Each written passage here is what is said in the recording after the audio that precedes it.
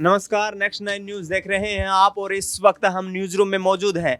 आज जिन तमाम खबरों पर चर्चा रहने वाली है पूरे दिन भर, जिन पर नेक्स्ट 9 न्यूज की नजर बनी रहेगी, वो तमाम खबरें हैं। यहाँ पर मैं आपको दिखाना चाहूंगा, किसान आंदोलन एक बार फिर से उग्र होता हुआ दिखाई देगा। 13 फरवरी को किसानों ने दिल्ली कूच का ऐलान कर दिया है और यहाँ पर सुरक्षा के अब चाक चौबंद इंतजाम किए जा रहे हैं। हरियाणा पंजाब बॉर्डर को सील कर दिया गया है। दूसरी तरफ देखा जाए तो दिल्ली बॉर्डर पर भी सुरक्षा को बढ़ा दिया गया है। जिस तरीके से तमाम जो खबरें आ रही हैं, अभी तक 7 जिलों में हरियाणा में अभी वर्तमान में इंटरनेट सेवाएं बंद करने का ऐलान किया गया है और इसी के साथ हरियाणा के अंबाला में घग्गर नदी में भी खुदाई करना शुरू कर दी है, ताकि किसान ट्रैक्टरों पर सवार होकर के और नदी के रास्ते से दिल्ली कूच ना कर पाए। अगली खबर यहां पर रहेगी, पाकिस्तान से आ रही है, जहां पर इमरान खान को बड़ी एक राहत मिलती नजर आ रही है। जिस तरीके से पाकिस्तान में इमरान खान को सारी एक जबरदस्त जीत मिलती नजर आ रही है। यहां पर किसी भी पार्टी को हालांकि बहुमत नहीं मिल पा रहा है। सेना की सीधी एंट्री आम चुनाव में देखी जा रही है और यहां पर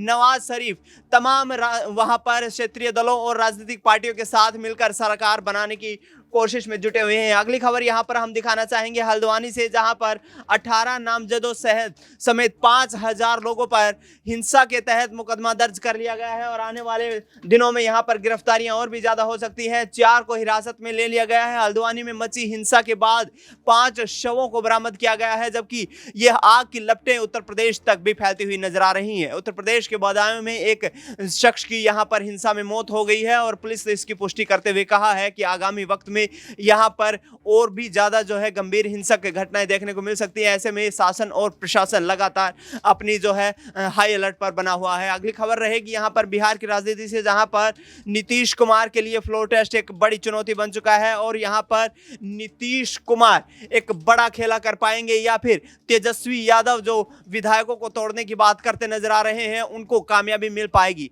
इससे अगली खबर पर हमारी चर्चा यहां पर रहने वाली है कि जिस तरीके से जयंत चौधरी के दादा पूर्व प्रधानमंत्री चौधरी चरण सिंह को भारत रत्न देने का ऐलान किया गया है, उसके बाद से तमाम किसान संगठन नाराज दिखाई दे रहे हैं। उनका साफ तौर पर कहना है कि किसान आंदोलन में हुए 700 किसानों की शहादत का यहां पर हिसाब किताब केंद्र की सरकार से मांगने की जरूरत है। तो कहीं ना कहीं तमाम जो खबरें सामने आ रही हैं उस हिसाब से देखना यही होगा कि आने वाले वक्त में अब किस तरीके की ये पूरी घटनाएं रहने वाली हैं। और न्यूज रूम में इस वक्त मेरी मौजूदगी है, तमाम सहयोगी मेरे साथ यहां पर मौजूद रहने वाले हैं, जिनसे चर्चा करेंगे बारी बारी से कि जिस तरीके से यहां पर तमाम सुर्खियां जिन पर हमारी नजर बनी हुई है उन पर उनका क्या मानना है। सबसे पहला सवाल रहेगा मेरी सहयोगी नेहा से।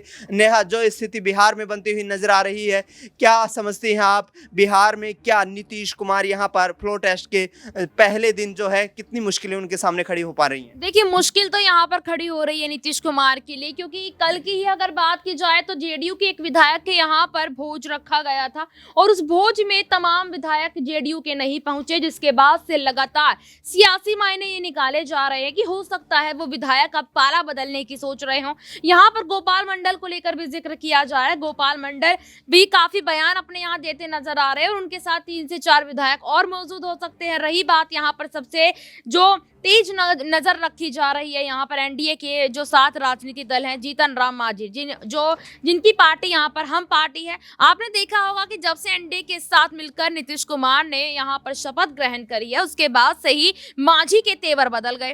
पहले वो कहते हैं कि यहाँ पर हमारा 1 या 2 मंत्रालय से काम नहीं चलेगा, मुझे अपने विधायकों के लिए यहाँ पर कम से कम 3 मंत्रालय चाहिए और अगर 3 नहीं दे सकते तो 2 तो दे ही दीजिए। बताइए, अब उनकी पार्टी में 4 विधायक है, अगर बात की जाए 4 विधायकों के हिसाब से यहाँ 2 मंत्रालय वो मांगते नजर आ रहे हैं। दूसरी तरफ उनके बेटे जो संतोष सुमन है, उनको भी यहाँ पर ये मंत्रालय दे दिया गया, लेकिन वो तब भी नाराजगी यहाँ जाहिर कर रहे हैं। तो जिस तरीके से चिराग पासवान नाराज है, लल्लन सिंह भी नाराज है, हालांकि फ्रंट पर आकर वो कभी अपनी नाराजगी यहाँ दिखाते नजर नहीं आए हैं। और दूसरी तरफ यहाँ पर चिराग पासवान की बात करूं, गोपाल मंडल, जीतन राम मांझी, तमाम नेता यहाँ पर नाराज है, तमाम विधायक नाराज है। इसलिए यहाँ पर बार बार कहा जा रहा है कि कहीं ना कहीं आज की जो रात है, 11 तारीख की रात नीतीश कुमार के लिए कहीं ना कहीं एक यादगार रात भी साबित हो सकती है। बिल्कुल, यहाँ पर नीतीश कुमार के लिए मुश्किलें बढ़ती हुई नजर आ रही हैं और जिस तरीके से बिहार की राजनीति में सियासी उथल पुथल मची है, उसके बाद तमाम सहयोगी दलों के समर्थन से नीतीश कुमार एक बार फिर से अपनी सरकार बनाने का और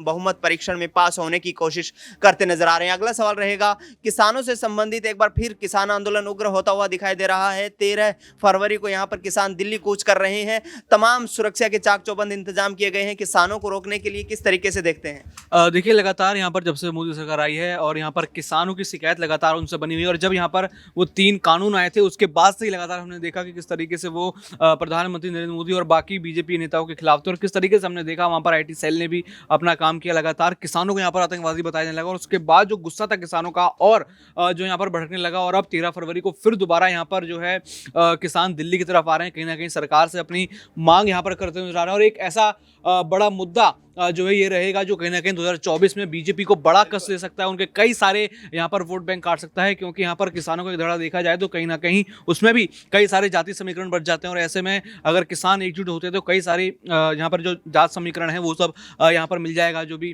धर्म समीकरण है वो सब एकत्रित होंगे, और यहाँ पर पूरा जो एजेंडा है बीजेपी के खिलाफ जाता नजर आएगा, जो बड़ा नुकसान उनको 2024 के चुनाव में कर सकता है। जयंत चौधरी के खिलाफ जाटों का यहाँ पर एक गुस्सा फूट रहा है। जब से चौधरी चरण सिंह को भारत रत्न देने का ऐलान किया गया है, कहा जा रहा है कि बीजेपी के हाथ जो किसानों के खून से सने हुए हैं, आखिरकार उसका हिसाब कौन चुकता करेगा?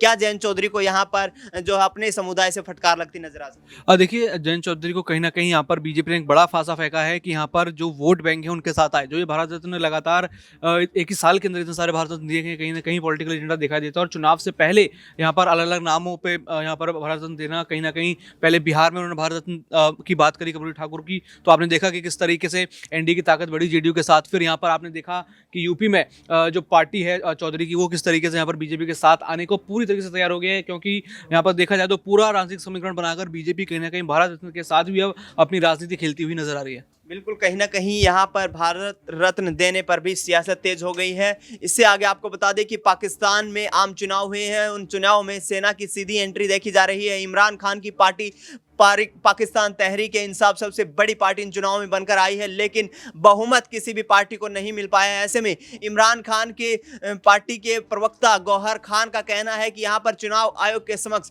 जल्द ही एक नई पार्टी का ऐलान किया जाएगा, और आने वाले वक्त में निर्दलीय सांसदों की यहाँ पर जिस तरीके से जीत हुई है उसके साथ सरकार में वापसी करने का दावा उन्होंने ठोका है। इससे आगे आपको बता दें कि जिस तरीके से हल्द्वानी में जो हिंसा की खबरें सामने आई है, उन्होंने काफी हद तक यहाँ पर सुर्खियां बटोरी हैं, और अब हल्द्वानी समेत उत्तर प्रदेश के तमाम इलाकों में भी सुरक्षा के चाक चौबंद इंतजाम किए गए हैं, और यहां पर कोई अप्रिय घटना ना घटे इसके लिए शासन और प्रशासन लगातार जो है सतर्क मोड पर बना हुआ है। अब देखना यही होगा कि यहां पर इन तमाम जो घटनाएं सामने आ रही हैं, इनके आगे आने वाले वक्त में क्या नतीजे निकलते हैं। फिलहाल इस खबर में इतना ही। देश दुनिया की तमाम बड़ी खबरों के लिए आप देखते रहिए नेक्स्ट 9 न्यूज।